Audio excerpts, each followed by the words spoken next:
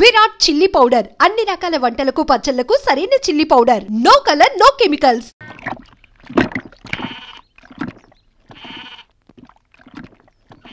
మేక నమ్ముకురమ్మని పంపిస్తే మరిది గారు మళ్ళీ వెనక్కి తెచ్చారెందుకో. కంచాల టైంకి మాత్రం టెన్షన్గా వచ్చి కూర్చుంటాడు. అడగరేంటి బావగారు? అడుగుతా. ఏరా మాట్లాడకుండా పోతామే? అమ్మలేదా? ఎలా అమ్మంటావన్నయ్య? ఇది తల్లి కడుపులోంచి బయటపడుతున్నప్పుడు కింద పడితే ఎక్కడ దెబ్బ తగులుతుందో అని ఈ చేతులతో పట్టుకున్నవాడిని. మళ్ళీ అదే చేతులతో తల్లి నుంచి బిడ్డను వేరు చేసి కసాయివాడికి అమ్మడానికి నాకు మనసు రాలేదన్నయ్య. విన్నారా? వింటున్నా. అక్కడికి ఆయన దొక్కడిదే జాలిగుండే, మనం మాత్రం కసాయోళ్ళం.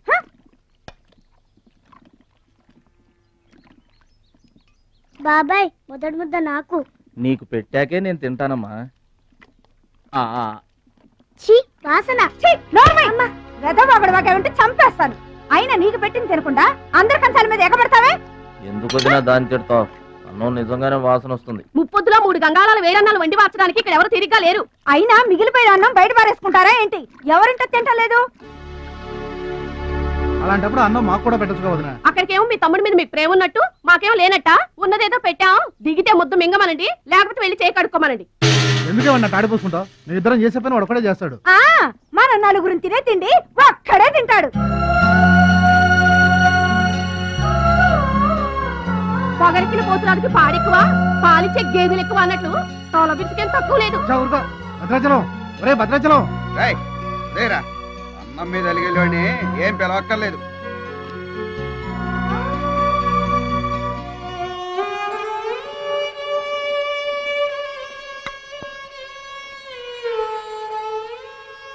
రే రాముడు లక్ష్మణుడు, తేనండి, కొమ్మండి, పచ్చిగడ్డి ఎండిగడ్డి కలిపి కొట్టండి. అయ్యో మన భద్రాచలం తినలేదు పాపం. పలకరేద్దామని లేదు, ప్రేమ ఉండాలరా ప్రేమ. మా పెద్దోదిని మాట కొంచెం పెలుసే గాని ఆవిడ చేత్తో ఆవకాయ పెట్టినా ఆనపకాయ వండినా అమృతం. ఈ పాటికి పప్పు ఆవకాయ కలిపి కొట్టేసి ఉంటారు. ఎవరో? నేనే. ఏంటి? అన్నం కలుపుకొచ్చాను. ఆవకాయ కూడా కలిపావా? ఓ నెయ్యి కూడా కలిపాను. నేనే పెడతా.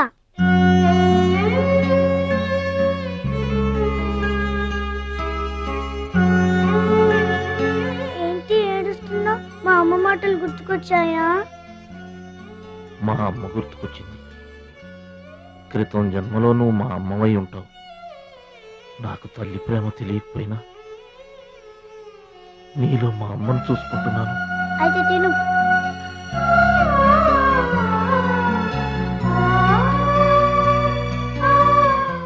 ఏంటి చెల్లయ్య చూస్తున్నావు? అతను వాడి గురించి ఒక్క మాట మాట్లాడినా వేస్టే. పనికి మాలిన వెధవ, సోంబేరి, తిండి పోతు.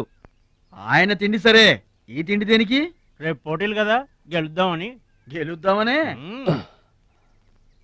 ఆ సెటప్ ఏంటి? వాడు వేస్ట్ అయితే వీడు సూపర్ వేస్ట్ కదరా అన్నయ్య. నువ్వు చెప్పింది కరెక్టే. వాడు పోటీలకేనా? గెలుద్దామనే? వాడు గెలుద్దామనే. వీడికి మ్యాథ్ ఎక్కువ, మోత్ తక్కువ. వాడికి కండ ఎక్కువ, కార్యం తక్కువ. దొందు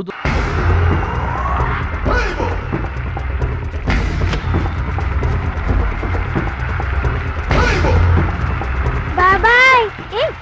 ఏంటి తోసుకుంటూ వస్తున్నావు? మా బాబాయ్ గెలడం నేను చూడాలిగా. ఎవరు మీ బాబాయ్? అదిగో మిలమిలా మేసిపోతున్నాడే, అతనే మా బాబాయ్. ఆ పంటపయ్య, అతను గెలవడు.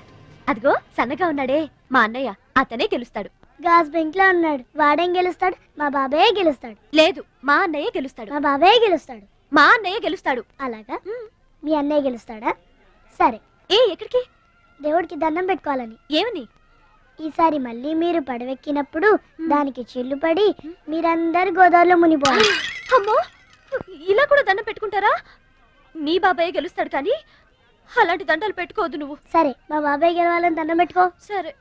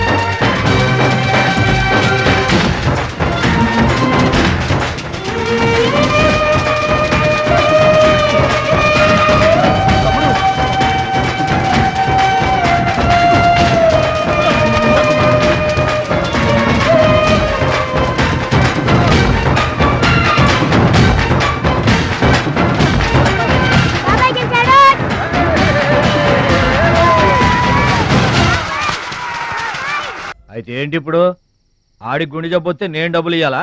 మీరిచ్చేదే ఉంది బాబాయ్, మా పొలం ఉంది కదా అది అమ్మి. ఆహా, అమ్మి డబ్బు ఒట్టుకుపోదామని వచ్చావన్నమాట. మా తల్లే, వాటాలు పనిచేయడానికి మీ 5 పూచు పుల్ల కూడా లేదు ఇక్కడ. మా అమ్మా నాన్న వాడిని డిగ్రీ దాకా చదివించారు, అది గుర్తుంచుకోండి. వాడు చదువుకున్నాడు కాబట్టే వాడికి 5 ఎకరాలు పంచారు, మీరు చదువుకోలేదు కాబట్టే మీకు 20 ఎకరాలు ఇచ్చారు. అయినా ఇవాళ వాడి ప్రాణం మీదకి వచ్చి అవసరమై వాడి పొలం వాడు అమ్ముకుంటానంటే మీరు అభ్యంతరం పెడతారేంటండి? అయినా వాడికి చదువు వచ్చింది, చదువుకున్నాడు, మీకు చదువు రాలేదు, చదువుకోలేదు. వాళ్ళు రాలిపోతాయి మరో మాట మాట్లాడేవంటే. నాకు చదువు రాదు కాదు, ఆడి కోసం త్యాగం చేశా. అన్నయ్య నువ్వు పలక బల్పం పట్టుకో, నేను పలుకు పార పట్టుకుంటానన్నా. అన్నయ్య నువ్వు బళ్ళోకి వెళ్ళు, నేను బర్రెల కాపలాకి వెళ్తానన్నా. అన్నయ్య నువ్వు లాగు చొక్కా వేసుకో, నేను గోసి పెట్టుకుంటానన్నా. ఇలా ఆడి కోసం త్యాగాలు చేయబట్టి ఆడు చదువుకొని గొప్పడు అయిపోయాడు. ఇంకా ఆడి కోసం త్యాగాలు చేసి నా పెళ్ళం పిల్ల రోడ్ల మీద అడుక్కు తినమంటావా? చెప్పు చోమహా. అలా అంటావేంటి బాబాయ్? 15 ఏళ్లుగా మా పొలం మీరు పండించుకుంటున్నా ఒక్క పైసా కూడా అడగలేదు. ఇవాళ అవసరం వచ్చి మా పొలం మేము అమ్ముకుంటామంటే కుదరదంటారేంటి? ఏంటి నిలదీస్తున్నావా? నీకు సమాధానం చెప్పాల్సిన అవసరం నాకు లేదు. పిచ్చయ్య గారు, మీరు మాట్లాడుతుంది ఏమీ బాగలేదు. అరే, ఆపరేషన్కి అవసరమై వాడి పొలం వాడు. పొలం మాట ఎత్తకుండా ఉంటావంటే నేను రాత్రికేడ పడుకొని పొద్దుటే వెళ్ళిపోండి, లేదా అక్కర్లేదు, మేమే వెళ్ళిపోతాం.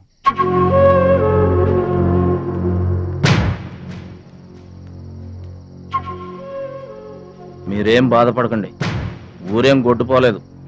అమ్మా మహాలక్ష్మి, మీ నాన్నకి మీ బాబాయికి రాముడికి రావణాసురుడుకున్నంత తేడా ఉందమ్మా. చట్ట ప్రకారం ఈ పొలం మీదే, దాన్ని మీరు ఎప్పుడైనా ఎవరికైనా అమ్ముకోవచ్చు. కావాలంటే మేము కూడా సాయంగా ఉంటాం. ఏంటి మీరు పంచాయతీ ఎట్టగానే పంచాయతీ అడిచిపోయి పరిగెత్తుకుంటా వచ్చి మీ కాళ్ళ కనబడతాం అనుకుంటున్నారా? ఏయ్, పిచ్చి పిచ్చి వేసారంటే పొలంలో కలుపుని తీసినట్టు తీసి అవసరం మారేట అనుకుంటున్నారా? పిచ్చియా, నోరు జారుతున్నావు. నోరు జారటం కాదురా, మధ్యలో ఎవడైనా మాట్లాడాడంటే మెడకాయలు తెగిపోతాయి. ఏంటండి మరి అన్యాయంగా మాట్లాడుతున్నారు?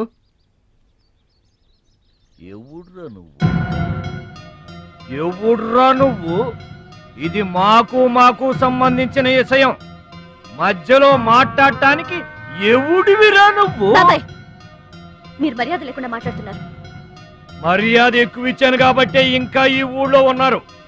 మళ్ళీ మర్యాదగా చెబుతున్నాను, గోదావరి దాటి అవతలకి వెళ్ళిపోండి, లేకపోతే గోదట్టు కలిపేస్తా. పిచ్చయ్య గారు, మేము ఊరొచ్చింది పొలం అమ్మి డబ్బు తీసుకెళ్ళడానికి, ఆ పని కాకుండా కదలం.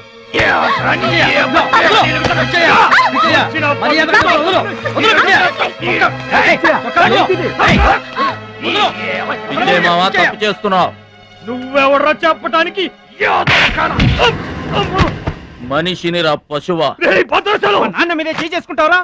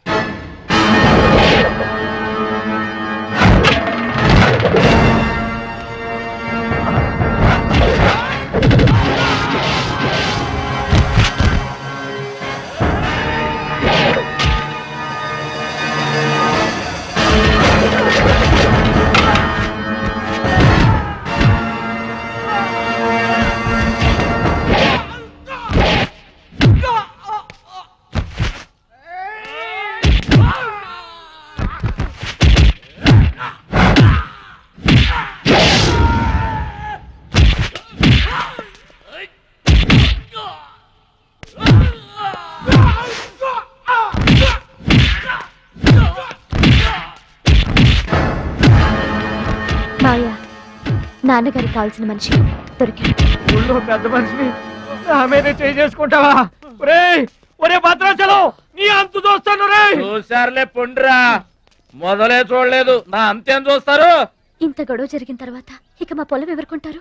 ఎవరో కొనకపోతే నేను కొంటానమ్మా. వాడు నాశనం అయిపోను, వాడి చేతులు విరిగిపోను, పసిపిల్లలను కూడా చూడకుండా కొట్టాడమ్మా వాడు. వాడి కొంప కూలిపోను. మింగడానికి మెతుకులేని పొండాకోర్లు నా మొగుడిని కొడతారా? వీళ్ళు నాశనం అయిపోను. పుట్టింట్లో కూడా పడని తిట్లు ఎదిరింటోళ్ళతో పడాల్సి వచ్చింది. నాకు ఈ కర్మ ఏంటండి?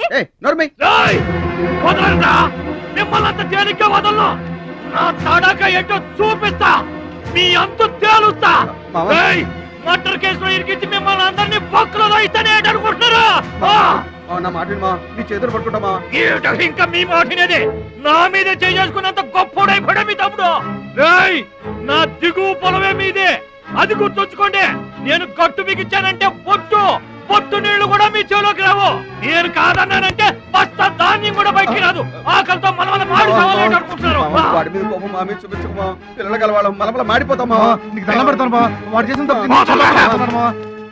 సావగొట్టి చెవులు మొయ్యటం అంటే ఇదే. ఆడు కాళ్ళు ఎరగొట్టమును, మీరు కాళ్ళు పట్టుకొని బతుకులాటమునా? ఏటని ఈ అబ్బా నాటకాలు ఆడుతున్నారా? అదిగో వాడే వస్తున్నాడు కదమ్మా, వాడి చేత నీ కాళ్ళు పట్టుకోమా.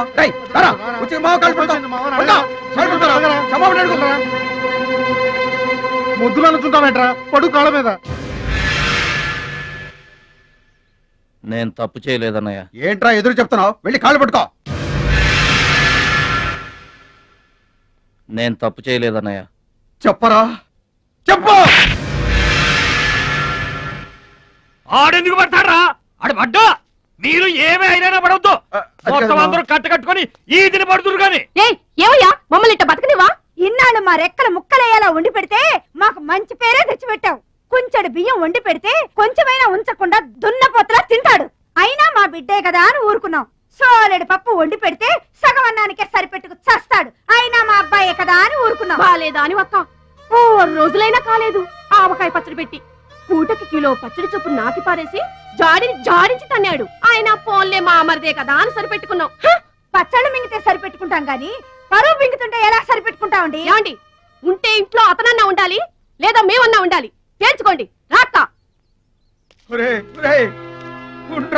నువ్వు ఒక్కడవే ఇంట్లో ఉండరా, మేమే వెళ్ళిపోతావురా.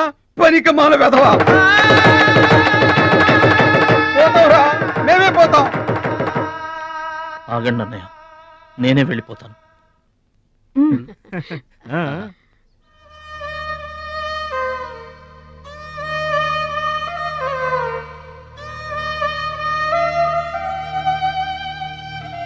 ఆగో, ఆ సూట్ కేసులో ఏం తీసుకెళ్తున్నారో చూడండి.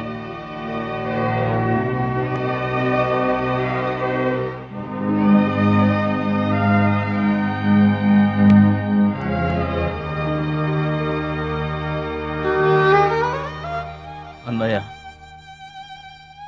మీకు ఒకళ్ళకొకళ్ళు తోడున్నారు, నాకెవరున్నారు? అమ్మ నాన్నలే నాకు తోడు. వదినమ్మా, అమ్మ నాన్నల ఫోటో మాత్రం తీసుకెళ్తున్నా, మీ సొమ్మేం తీసుకెళ్ళలేదు, ఫోటో మాత్రమే.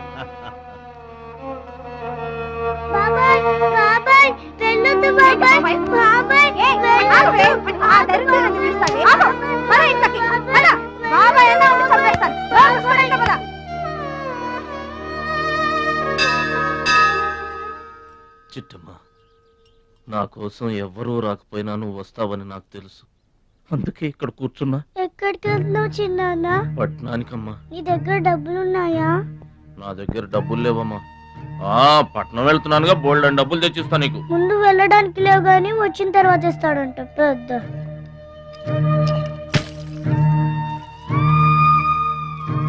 బడిలో మాస్టర్ చెప్పారు చిన్నాన్న, ఎదిగే వయసు, పారే ఏరు, ఖర్చయ్యే రూపాయి తిరిగి రావని. జాగ్రత్తగా ఖర్చు పెట్టే.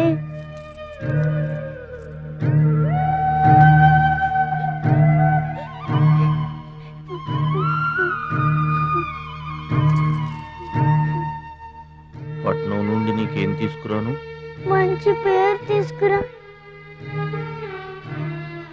ఈ ఊర్లో అందరు నేను మంచోడు అంటారుగా, అలాగే పట్నంలో కూడా అందరి చేత మంచివాడు అనిపించుకోవాలి. మా అమ్మ నాన్నలు కూడా నేను చాలా మంచివాడు అనాలి. సరేనా? గేదె పాలంత స్వచ్ఛమైన మనసు అన్నానేది, నీకంతా మంచి జరిగింది. మంచోడికి లోకంలో అంతా మంచి జరుగుద్ది, నీకేం భయం లేదు. నీకు అక్కడ ఏ ఇబ్బంది వచ్చినా వెనక ముందు చూడకుండా వచ్చేసేయి. నువ్వు చేసే కష్టానికి ఎక్కడైనా కళ్ళకద్దుకుని పళ్ళలో పెట్టుకుంటారు భద్రాచలం. ఇదిగో డబ్బు. వద్దండి. ఉంచరా, మా దగ్గర మొహమాట ఏంట్రా? ఉంచు.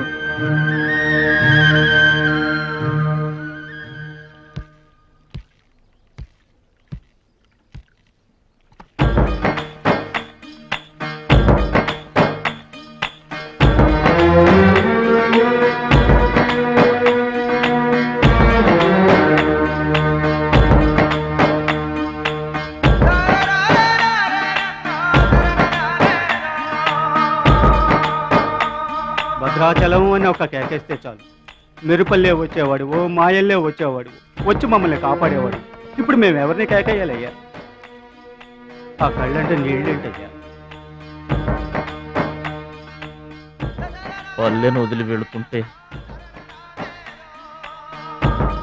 తల్లిని వదిలి వెళుతున్నట్టుంది. భద్రాచలం అయిన వాళ్ళు వద్దనుకున్న నోరు లేని జీవాలు నిన్ను వెతుక్కుంటూ వస్తాయి.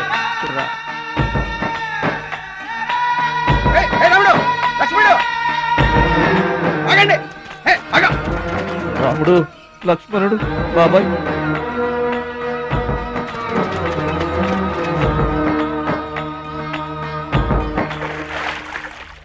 మా గోదారమ్మ పుట్టి బుద్ధెరిగిన తర్వాత మొట్టమొదటిసారిగా ఊరు దాటి వెళుతున్నా. అయిన వాళ్లే అవమానించారు. పనికి మాలిన వాడినన్న పేరు మోసుకు వెళ్తున్నా.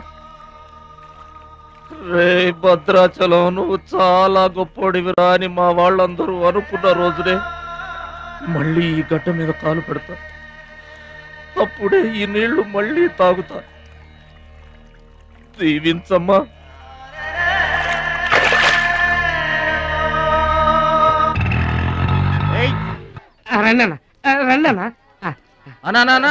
కూర్చోండి అన్న.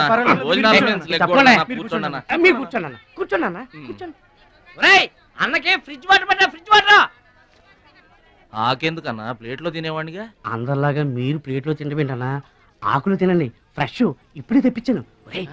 అన్నకు చికెన్ బిర్యానీ గరం, మటన్ బిర్యానీ గరం గరం. త్వరగా తీసుకురా. రెండు ఎందుకన్నా, ఒకటి చాలు. ఊరుకోండి, మీ బాడీకి 2 బిర్యానీలు తినకపోతే ఏంటన్నా? అది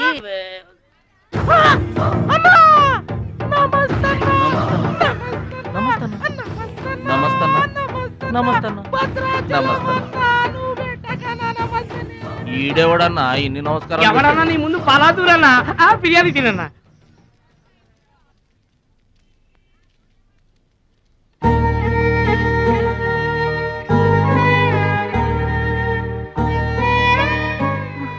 ఆగు పెద్ద ఆయన, ఆ ఎంగిలన్నం ఏం తింటారు గాని ఇది తీసుకోండి. వద్దు బాబు, ఈ రక్తపు కూడు తినే కంటే ఈ ఎంగిలన్నమే మాకు చాలు బాబు. చచ్చా, ఇది రక్తపు కూడు